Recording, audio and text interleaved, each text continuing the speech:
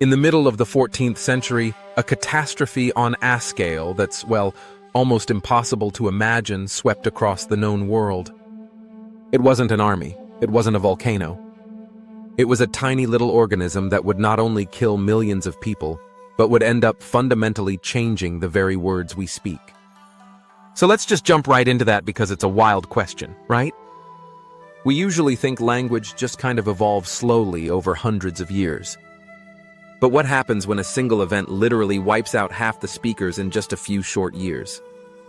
That's the incredible story we're going to unpack. You know, the historian Ibn Khaldun, who actually lost both of his parents to the plague, he wrote this, and it just perfectly captures that feeling of sheer doom. This wasn't just a bad year. To the people living through it, it must have felt like the world was literally ending. So before we can even get to the language, we have to wrap our heads around the absolute devastation. I mean, this was an event that shook human society right down to its foundations. Around half, 50%. That is the best guess for the percentage of the population that died in just 7 years. I mean, just stop and think about that.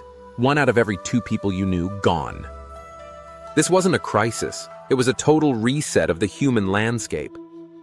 So in the middle of all this death, this chaos, a really powerful new theme starts showing up in art. It was called the Danse Macabre, the Dance of Death, and it was how people tried to make sense of the senseless. And it carried a message that was frankly revolutionary for its time. What's so amazing about the Dancing Macabre is who it shows first. The dance always begins at the very, very top. Here you see a skeleton leading the Pope himself, the most powerful man in the Christian world. The message couldn't be clearer. Your holy status can't save you. And then the knight. All your armor, all your strength, all your wealth completely useless against this invisible killer. Death just walked right past the castle walls. It came for the powerful just as easily as it came for anyone else.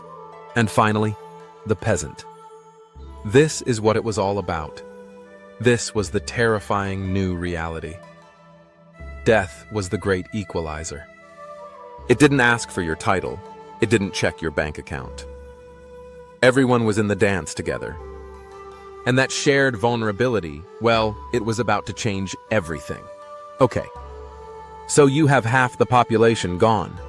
The entire structure of medieval society just starts to crack and crumble.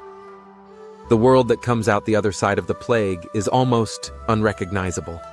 Just look at this. It's like night and day.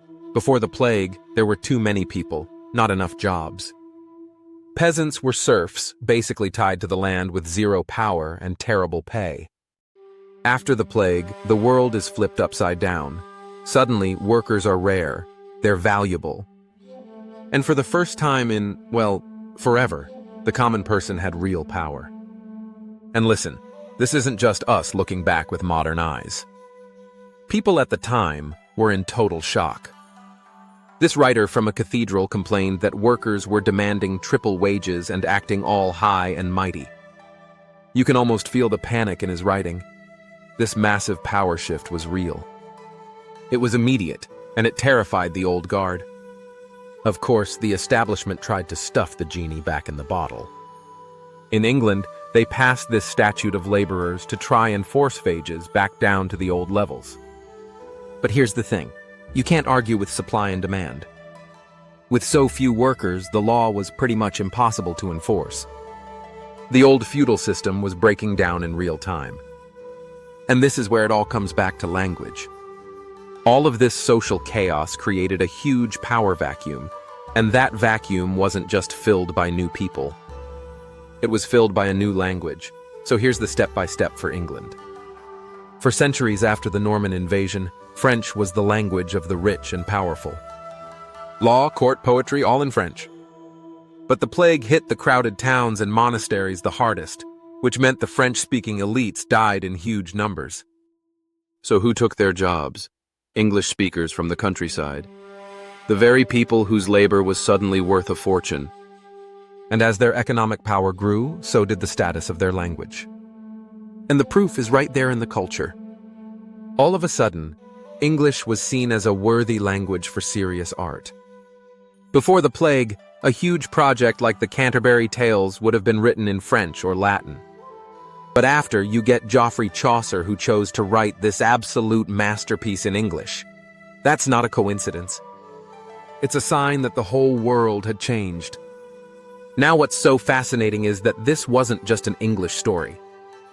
The plague was a European event, but it left behind totally different linguistic footprints depending on where you look, sometimes with the complete opposite result.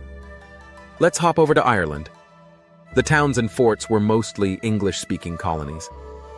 The plague ripped through them, and that created an opportunity for the native Gaelic language, which was spoken out in the less affected countryside, to stage a massive comeback. Now contrast that with the tragic story in Norway. The plague killed nearly every single person who could read and write Old Norwegian. The entire literate class just gone. And that created a vacuum that was filled by Danish, which became the official written language there for centuries. A whole written language was basically killed by a pandemic. Okay, this is where it gets really mind-blowing. So we've seen how the plague can literally swap one language for another. But could it actually reach into the very DNA of a language and change the fundamental rules of how it works? Well, it turns out the answer is yes, so check this out. In Scandinavia, before the plague, Old Norse had this really complex grammar with 4 different cases, kinda like modern German has. But after the plague, with all the chaos, people moving around, different dialects mixing together, that complex system started to simplify. The strict rules just weren't as necessary anymore. And as a result, modern Danish, Swedish, and Norwegian, they lost most of those complicated case endings. The plague didn't just kill people, it literally killed grammar. So what's the big picture here? What's the main takeaway from all of this? I think the Black Death teaches us this incredibly powerful lesson about how huge, sudden crises can be rocket fuel for change. And this is the key point. The plague didn't invent these changes out of nowhere. It was an accelerant.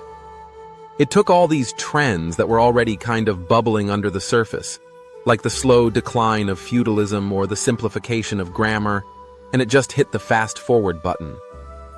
It shattered the deadlock of the old world and threw the doors wide open for a new one, which, of course, brings us right back to our own time. It leaves you with this really provocative question. If a pandemic in the 1300s could rewrite societies and reshape languages across an entire continent, what subtle but profound shifts are our own modern crises kicking into gear?